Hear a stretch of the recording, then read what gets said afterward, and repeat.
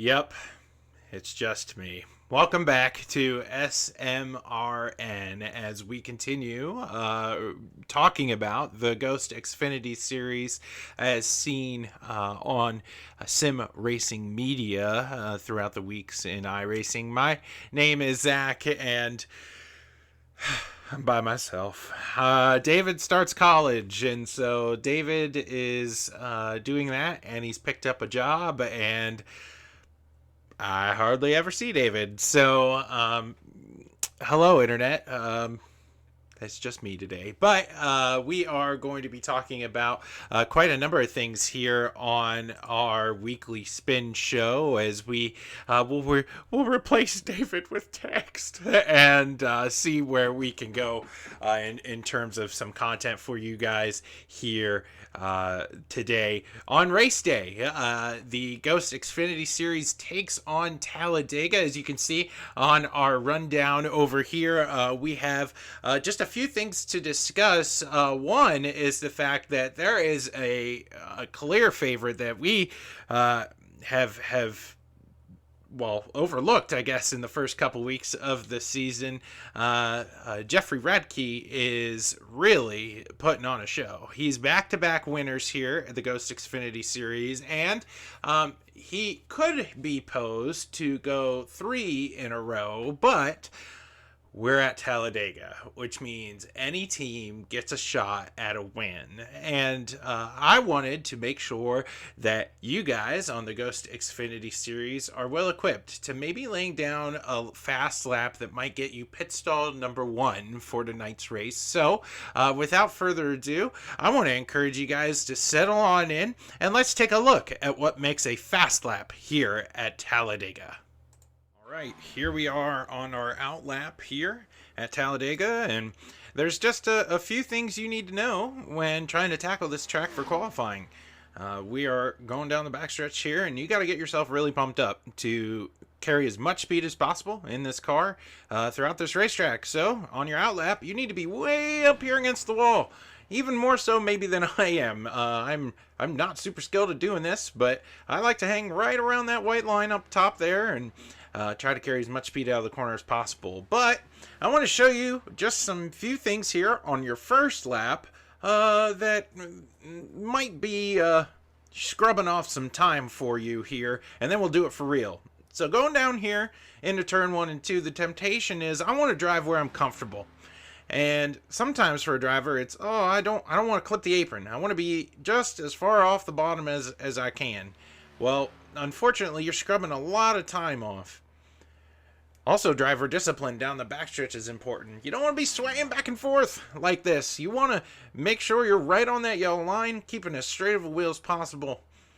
And we're back here in 3 and 4 again, where the temptation is I'm going to let the car drift up the racetrack. I'm going to be floating here in this lane. As long as I'm in that white line, I'm fine. Or maybe I can even carry some momentum off the corner. No, that's not the case. You're losing so much time. You got to stay disciplined and stay right here on this yellow line. Now, just remember, through the tri-oval, there's a lot of bumps here. You kind of just have to muscle through that and lay down a fast lap here at Dega. So, let's do that. As we go into turn 1, we're committed. So we're going to hang a left right here on this yellow line and keep as steady of a wheel as possible. We want nothing more than to make sure this lap is smooth and consistent. Let the car drift up a little bit out of the corner so you can carry your momentum. You're not chopping speed off. And then keep as straight of a wheel as possible here down the backstretch. You want to stay disciplined on this qualifying lap. And then slam that car right next to that yellow line, making sure that you are as close to the apron as you are comfortable with without clipping it. Again, let it drift up the racetrack a little bit. You can see my right sides. I'm on that white line coming out of the corner. Through the tri-oval again, bearing the bumps and understanding that if you do all this, you might lay down a competitive lap time. Put yourself here on pole here at Talladega.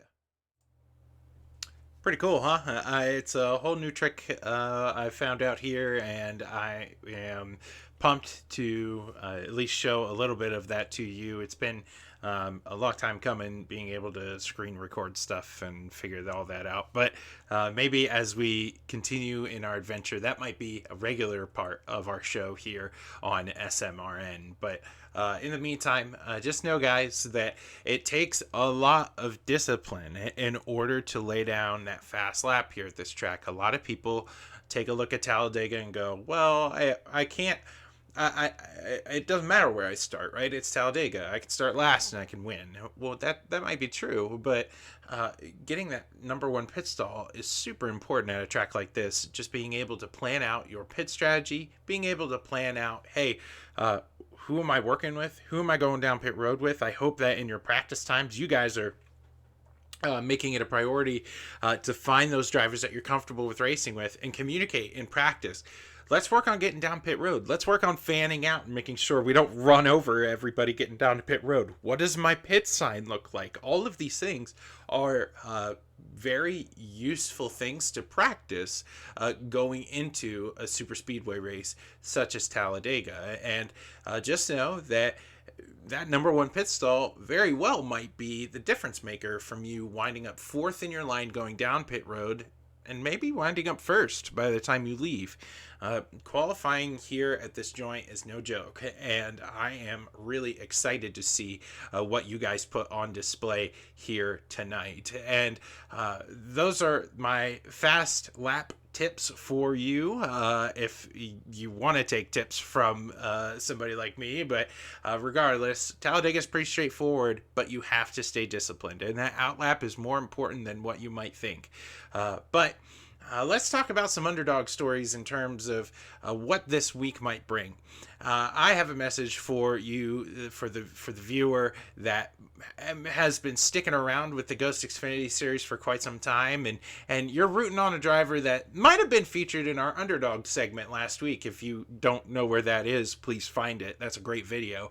And you've attached yourself to a driver that you're going, oh man, like the speed just, maybe the luck isn't there, maybe the speed's not quite there yet. What do I do in order to execute at the highest level? Well, I think this might be the week for you as a fan to get in those YouTube chats, to maybe find your favorite driver's live stream and cheer them on, because Talladega is definitely a racetrack where these drivers that might not be winners elsewhere might very well find victory lane here.